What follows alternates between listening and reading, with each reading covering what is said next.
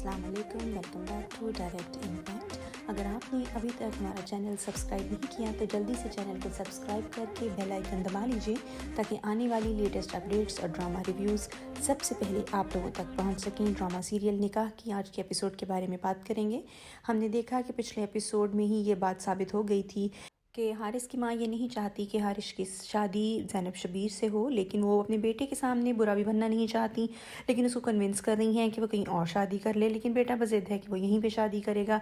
यहाँ पे उस खातून की जो इस रिश्ते के बारे में नागवारी है वो उनके चेहरे से बहुत वाज़िया हो रही थी इस एपिसोड में, लेकिन अब ये भी उनको नज़र आ रहा है कि उनका बेटा ज़िद पे अड़ा हुआ है।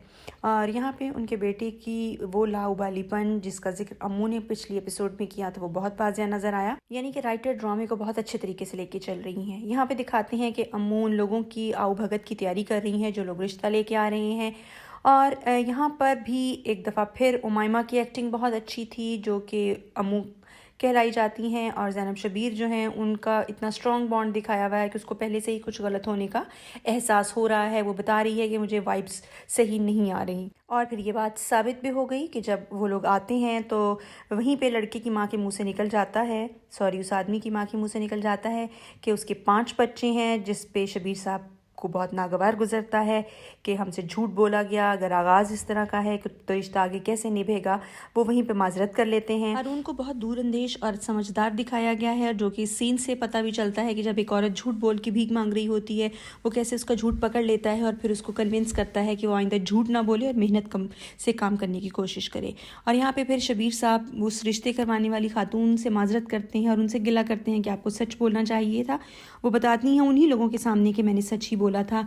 यहाँ पे कल के होने वाले वाक़े की वजह से युसरा जो है वो बहुत ज़्यादा जो है वो एग्रेसिव हो रही है कि उस लड़की ने मेरे साथ बहुत बदतमीज़ी की और रना उसको जो है वो शय दे रही होती है, लेकिन जब बाप को हकीकत का पता चलता है वो उसको समझाता है कि गलती तुम्हारी थी, और फिर वो अपने बाप की इस हैरत अंगेज़ बात पर वहाँ से नाराज़ होकर वॉकआउट कर जाती है। और फिर रना एक दफ़ा फिर कहती है कि कोई बात नहीं, मैं इसको संभाल लूँगी, क्योंकि वो पोस्ट तो यही करती है ना कि उसने सारा घर संभाला हुआ है। फिर ज़ैनब शबीर और शबीर साहब जो हैं वो अम्मू के सामने अपने दुख का इजहार कर रहे होते हैं कि अच्छा हुआ ये रिश्ता जो था हमें पहले पता चल गया, हम तो चाहते ही नहीं थे कि 2 बच्चों के बाप के साथ उसकी शादी करें, लेकिन अम्मू अभी तक बज़िद हैं कि वो नहीं करेंगी ज़ैनब से पहले शादी। यहाँ पे युसरा एक दफ़ा फिर इस बात को लेके अपसेट है कि रना आंटी ने बाप के सामने उसका साथ क्यों नहीं दिया और उनको ही सही क्यों कहा। तो फिर वो यहाँ पे एक दफ़ा फिर उसको एहसास दिलाती है कि मैं तुम लोगों का बहुत ख्याल करती हूँ, तुम्हारे जाने के बाद मेरा क्या होगा, मैं इस घर से चली जाऊँगी। वो किसी ना किसी तरीके से इसको इस ट्रैक पे लेके आ रही है कि वो रना आंटी को इस घर में ही रोक ले और किसी बड़े रिश्ते की सूरत में इनका ठहरना यहाँ पे मुस्तकिल हो जाए। फिर दिखाते हैं जी कि ज़ैनब शबीर साहब के साथ बैठी डिस्कस कर रही होती है कि अब हम जल्दी से कोई अच्छा रिश्ता तलाश करेंगे और अम्मू की शादी एक बहुत अच्छी जगह पे करेंगे। और फिर उसी जगह पे दिखाते हैं जी कि अम्मू चाय लेके आती हैं और फिर पता चलता है जी कि हारिस की मदर आ रही हैं और वो एक दफ़ा फिर मना करती है कि आप लोगों ने शादी के लिए किसी सूरत नहीं मानना, अम्मू की शादी ही पहले होगी, मेरी शादी पहले नहीं होगी। तो वो दोनों कहते हैं ठीक है, हम देखते हैं कि वो क्या बात करती हैं, और इस तरह से ये सीन ख़त्म हो जाता है।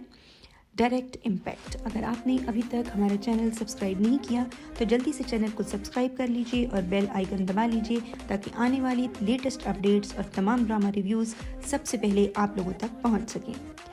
दूसरे सीन में दिखाया जाता है कि यहाँ पर हारून जो है वो अपने बाप और बहन के साथ लॉन में बैठा है, और फिर वो बताते हैं कि किस तरह से उन्होंने एक अच्छा एक्सपीरियंस किया, एक पुराना दोस्त उनको मिला और उनके घर में बहुत सुकून था और खाना बहुत अच्छा था।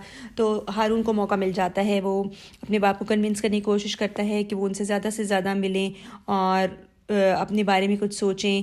फिर जब बाप वहाँ से फ़ोन के बहाने उठ के जाता है तो अपनी बहन से कहता है कि हमें अपने बाप की शादी कर देनी चाहिए। वो हत्थे से उखड़ जाती है, लेकिन जब रना आंटी को पता चलता है कि हारून किस बारे में बात कर रहा है तो वो बहुत खुश होती हैं। हारून का नाम बाय द वे इसमें हमदान है। वो कहती हैं हमदान ने तो बहुत अच्छी बात की, ऐसे ही करना चाहिए, क्योंकि अब चूँकि वो उसके मतलब की बात कर रहा है, अब वो फिर इस ट्रैक पर लेके आएगी युसरा को कि वो बाप को रना के साथ शादी पे कन्विंस करे। हमदान हैरान होता है कि ये अच्छी बात कर रही है।